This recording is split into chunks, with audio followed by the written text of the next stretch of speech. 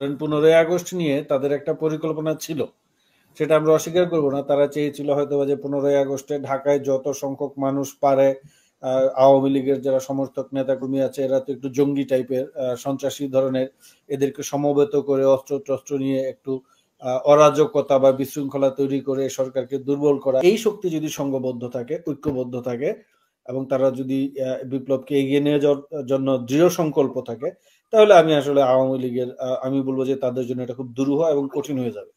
এবং বাংলাদেশের অবস্থা যাই হোক, আমার কাছে কেন যেন মনে হচ্ছে আওয়ামী লীগকে আসলেই আপনার গণহত্যার মুখোমুখি, বিচারের মুখোমুখি হতে হবে।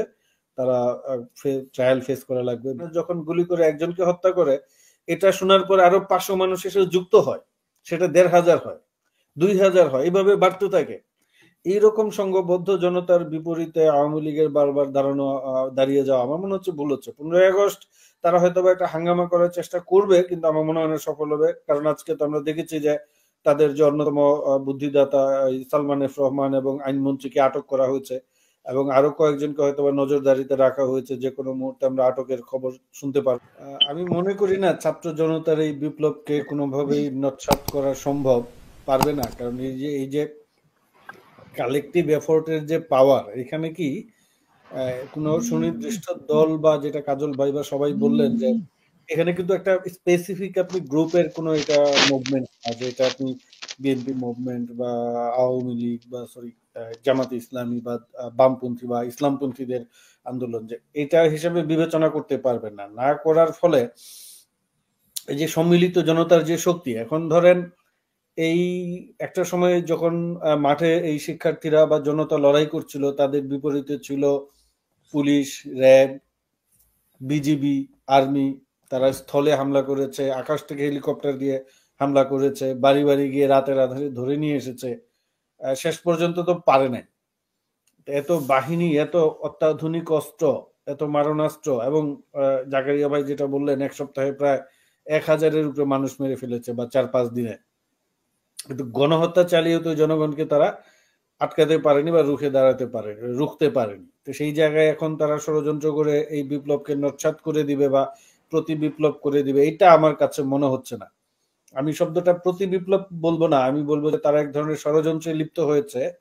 এই ষড়যন্ত্রের জায়গা থেকে এখন আমি কি আপনার প্রোগ্রামে সম্ভবত আগেও বলেছিলাম যে পলিটিক্স ইটস আসলে গেম, খেলা। তো যখন আপনি মাঠের খেলায় পারছেন না, তখন কিন্তু আপনি সাইকোলজিক্যাল গেমে আপনাকে খেলতে হবে। সাধারণত সরকার, আওয়ামী লীগ এই খেলাটায় খুব দক্ষ, সাইকোলজিক্যাল গেমে তারা খুব দক্ষ।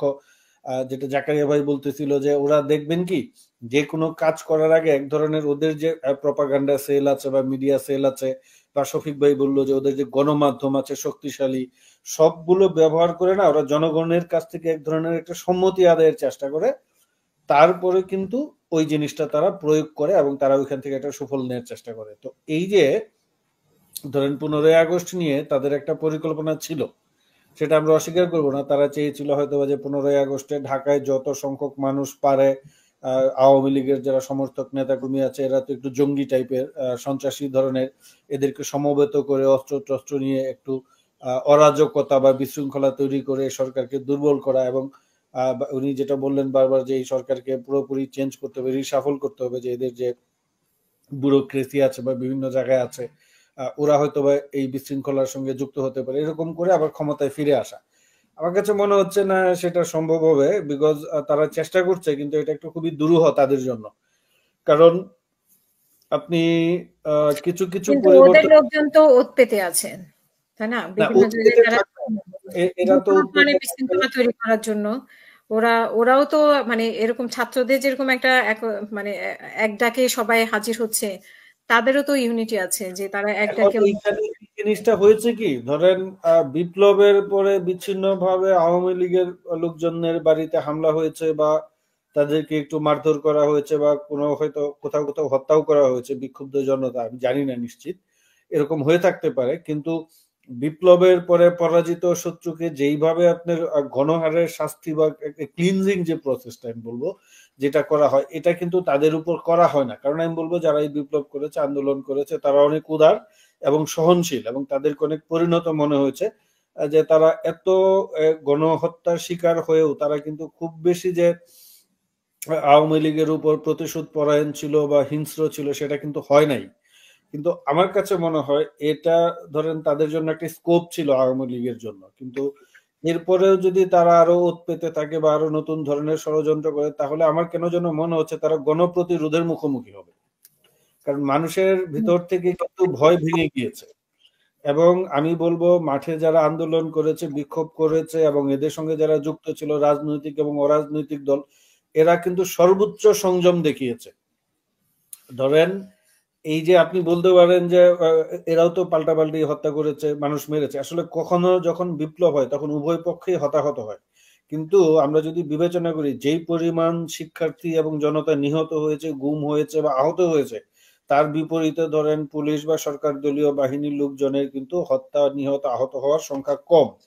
কারণ আমার কাছে আমি যদি বিশ্লেষণ করি এই আন্দোলনটার চরিত্রটা আমাদের দেখতে হবে। তারা যথাসম্ভব চেষ্টা করেছে একটা জনমত প্রতিষ্ঠা করার, যে আমরা হামলাকারী না, আমরা নিরীহ একটা শক্তি, আমরা এই দানবীয় শক্তির পরিবর্তন চাই। এবং তারা কিন্তু বরাবরই সরকারকে হামলাকারী হিসেবে চিহ্নিত করেছে। আমরা প্রচুর ভিডিও দেখেছি, ছবি দেখেছি যে প্রকাশ্যে ছাত্রদেরকে গুলি করে মেরে ফেলছে, বিল্ডিং এর কার্নিশে বা থানার সামনে বিভিন্ন জায়গায় পাখির মতো গুলি করে মারছে। এই হত্যাকারী বা দানবীয় চরিত্র হিসেবে তাদেরকে কিন্তু প্রতিষ্ঠা করেছে এবং তাদের প্রতি একটা সর্বোপরি আমি বলবো যে এই বিপ্লবী শক্তির একটা শান্তিপূর্ণ অবস্থান ছিল। তারা চেষ্টা করেছে যথাসম্ভব শান্তিপূর্ণভাবে এই বিপ্লবটা সম্পন্ন করে দেশ গঠন, পুনর্গঠনের প্রক্রিয়াটা শুরু করা। কিন্তু তারা সরকার, আওয়ামী লীগ যদি বারবার এটা মানে ঝামেলা করার চেষ্টা করে, তাহলে আমি যেটা বলবো যে সেটা কিন্তু তারা গণপ্রতিরোধের মুখোমুখি হবে। আর জাকারিয়া ভাই যেটা বললেন যে তাদের বিরুদ্ধে তো মামলা দায়েরের প্রস্তুতি চলছে, তারা হয়তোবা অপেক্ষা করবেন কিছুদিন যে সরকার কি পদক্ষেপ নেয়। যদি সরকার কোনো পদক্ষেপ না নেয়, তাহলে যে প্রবাসী বাংলাদেশিরা নিজেরাই উদ্যোগ নিয়ে এই আন্তর্জাতিক ইন্টারন্যাশনাল কোর্ট অফ জাস্টিস বা ক্রিমিনাল কোর্টে মামলা দায়ের করবেন। সেক্ষেত্রে কিন্তু আওয়ামী লীগের কিন্তু দল হিসাবেও নিষিদ্ধ হয়ে যাওয়ার যথেষ্ট আমি মনে করি পসিবিলিটি আছে। এই জায়গায় আমার আমার ধারণা আছে যে ইতিহাসের কোনো এরকম কোনো গণহত্যাকারী দল, ফ্যাসিস্ট দল রাজনীতিতে আর ফিরে আসতে পারে নাই। সেই জায়গায় আমি মনে করি যে আওয়ামী লীগের পক্ষে এই রাজনীতিতে ফিরে আসা অসম্ভব, এবং শেখ হাসিনার পক্ষেও আমি মোটামুটি অসম্ভবই মনে করছি। যদি ধরেন হ্যাঁ কোনো কারণে ভারত বা অন্য কোনো শক্তি যদি এই জায়গায় ইন্টারভেন না করে, বা এখন যে বিপ্লবী শক্তি আছে তাদের মধ্যে যদি বড় ধরনের বিভাজন না হয়, তারা যদি ছত্রভঙ্গ হয়ে যায়, দুর্বল হয়ে যায়, তাহলে তো তারা আসবে। কিন্তু এই শক্তি যদি সংঘবদ্ধ থাকে, ঐক্যবদ্ধ থাকে, এবং তারা যদি বিপ্লবকে এগিয়ে নিয়ে যাওয়ার জন্য দৃঢ় সংকল্প থাকে, তাহলে আমি আসলে আওয়ামী লীগের আমি বলবো যে তাদের জন্য এটা খুব দুরূহ এবং কঠিন হয়ে যাবে। এবং বাংলাদেশের অবস্থা যাই হোক, আমার কাছে কেন যেন মনে হচ্ছে আওয়ামী লীগকে আসলেই আপনার গণহত্যার মুখোমুখি, বিচারের মুখোমুখি হতে হবে। তারা ট্রায়াল ফেস করা লাগবে বিফোর দ্য কোর্ট। তো এই জায়গায় আমি মনে করি যে আওয়ামী লীগের আসলে তাদের এখন যেটা করা উচিত, সংযত আচরণ করা উচিত। ওনাদের নেত্রী এই লাখ লাখ কোটি কোটি কর্মী সমর্থকদের উনি ফেলে পালিয়ে চলে গিয়েছেন, এবং উনি বারবার উস্কানি দিচ্ছেন তার কর্মীদেরকে। আমি কিন্তু এর আগে বলেছিলাম আরেকটা অনুষ্ঠানে যে যেদিন আওয়ামী লীগের পক্ষ থেকে ঘোষণা দেওয়া হলো যে পুলিশের পাশাপাশি তাদের যুবলীগ ও ছাত্রলীগের নেতাকর্মীরাও থাকবে অস্ত্র নিয়ে। অস্ত্র নিয়ে তো ওরা বলেনি আর কি থাকবে। ওই দিন কিন্তু আমি বলেছিলাম যে দেখেন এরা যারা মাঠে নেমেছে, এদের কিন্তু পিছু হটার আর কোনো, একদম পিছনের জীবন বাদ দিয়ে তারা কিন্তু মাঠে নেমেছে।